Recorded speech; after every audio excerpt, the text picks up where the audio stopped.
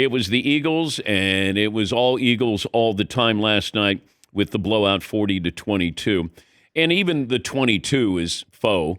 It's really, they could have named the score if they wanted to. They took out some of their starters, and it was probably more indicative of a 40-6 type game than 40-22. A couple of touchdown passes from Mahomes there at the end of the game in mop-up duty there, but the numbers are really overwhelming for the Eagles and how they dominated. And if you don't have to blitz Patrick Mahomes and you're going to put that kind of pressure on him, I've said many times, you can have an average line, and that results into an average performance by your quarterback. And you saw that last night. Mahomes was under pressure. I think the numbers were close to 43% of the time that they were pressuring him last night. Couple of interceptions there at the end of the first half, which I really think changed the game because I thought maybe if you get a touchdown, you get the ball back to start the second half, but it didn't matter. That Eagles defense, the defensive line, and I've said this many times, you still win with defense. And you saw that last night. And you can go back to the Tampa Super Bowl against Patrick Mahomes and the Chiefs. That was all about the defensive line. You put pressure on him. You put pressure on Montana, Brady. I don't care who it is. They'll crumble. And you saw that last night. Jalen Hurts was wonderful. It's weird when somebody says, hey, you don't give Jalen Hurts enough credit, but Kansas City was going to force Jalen Hurts to beat them, which is weird. They weren't going to let Saquon Barkley beat them. They did a really good job, but they were saying to Jalen Hurts, go ahead, and he did. So, if you're going to hand out an MVP, that's one of those where it's really the defense, but Jalen Hurts did. We like to give it to the quarterback. It's really easy. Hey, the quarterback is the MVP. Give it to a defensive lineman, Cooper DeJean. We keep saying, Marvin goes, it should be DeJean. Now, I don't know if we can change that, but, we can start a campaign here. Yes, Mark. After last night, it should be with an apostrophe. Oh, okay. D-E apostrophe J-E-A-N. Hey, that's a big play by him on his birthday, scores a touchdown, and then Mahomes throws. So back-to-back passes, he gets picked off. And, it's 17-0. Maybe they go down. It's 17-7, maybe a little momentum.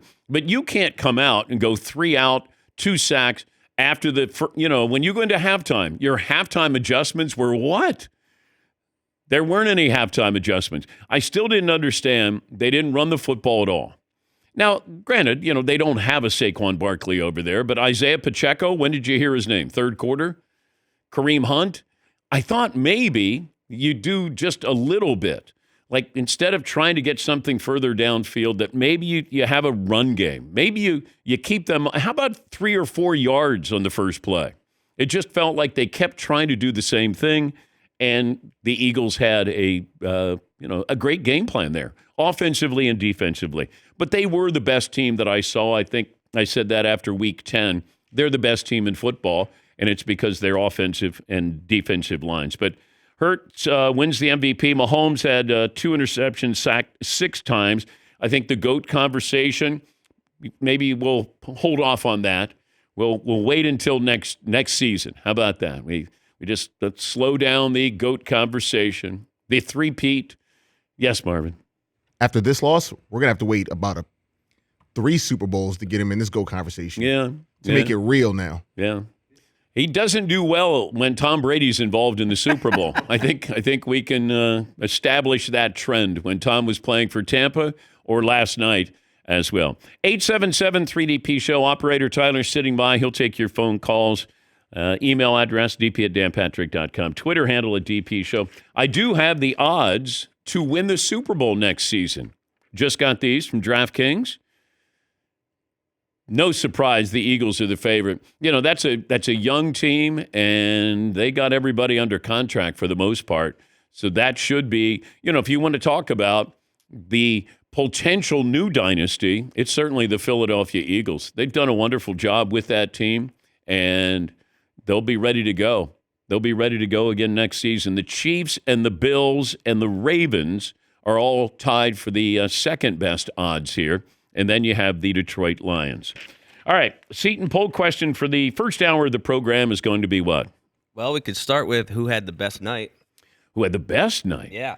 Okay. Jalen Hurts, great night. Yeah. He had a great night. Yes, he did. Career night. Yeah. How about Vic Fangio? You know, he doesn't get as much camera time because he's up in the booth, whereas Spags is always dialing something up. I don't think Vic Fangio got credit for dialing anything up last night. But here's the thing. He didn't need to dial anything up. I don't know if he dialed last night, did he? They didn't blitz one time, which is astounding when you realize the pressure that they put on Patrick Mahomes. Hey, you imagine he goes in, Nick Sirianni goes, all right, Vic, you're a lifer here. You're one of the great defensive coordinators of all time. Well, what are you going to dial up? You know what? We're not going to do anything. Wait, what do you mean? We're not going to blitz. We don't need to. What? No, I'm not dialing anything up.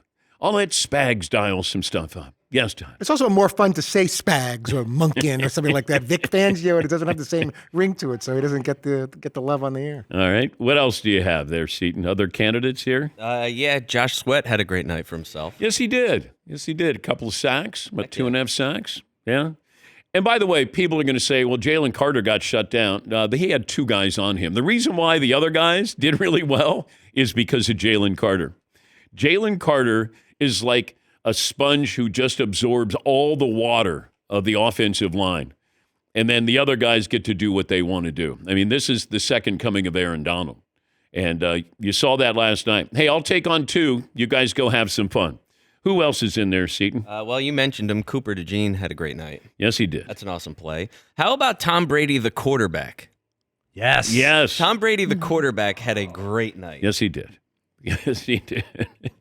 And I wonder, Tom said, hey, nobody's rooting for Patrick as much as I am or something. I'm like, no, that's not true, Tom. That's no way. No way. No. Not going to do that. There's part of you that's like, getting roughed up there a little bit. At least I didn't get blown out when I lost to the Giants here or when I lost to the Eagles. When I lose, it's always a close game. Patrick's lost twice, and he's gotten blown out both of those games there. So I would say Tom Brady, the legacy, the legend of Tom Brady, did really well last night. Maybe not the broadcaster, but certainly the football player. Well, that could bring us to part 2 of the poll question. Who had the worst night? Why don't we start with Tom Brady, the broadcaster? Oh, no. I don't think he... Wow. There are 2 different people last night. There's 2 different entities of Tom Brady last night. Yeah. And they had drastically different nights. Okay. I mean, I've said what I've said about Tom. I think he'd be better in the studio than he is on a game.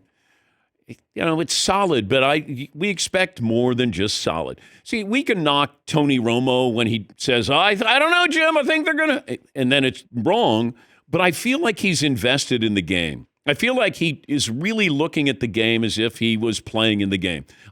Tom reacts. I want Tom to tell me beforehand. That's really what he needs to work on. Collinsworth does this. Troy does this. Herb Street. You got to get out in front of it.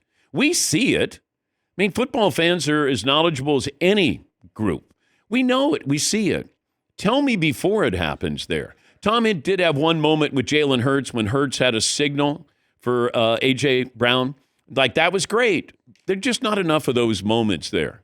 And I could see, when they revamp that, Fox lineup there with Jimmy and Terry, that you could put Tom in there. Probably he would be better suited in that than calling a game. But he's got to get aggressive. You got to be aggressive when you're being the color analyst and tell us things and being excited about it and not waiting to be set up by, your play-by-play guy. Yeah, Seton. Yeah, I kind of think that sometimes it's not so much that Tom Brady is so bad at it, but he makes other people look great who maybe you took for granted for a little bit. Like Troy Aikman, I know I definitely took him for granted. Be like, oh, yeah, he's just like the guy who does the games or whatever. But now I'm like, man, look how good Troy is. Yeah. He really has the ability in 7 seconds to give you something that Tom can spend 20 searching to find, Yeah. Yeah.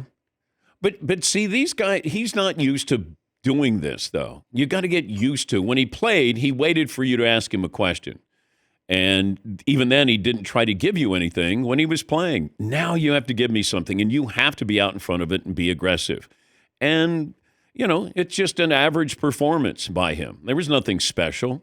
The watch he was wearing is $600,000. I know that. So that was special. And, he and Kevin, they looked freshly coiffed and, they were ready to go into battle there. Who else are you putting on that list there, Seton? Let's see. Who had the worst night? Well, Patrick Mahomes. We've covered that. Yeah.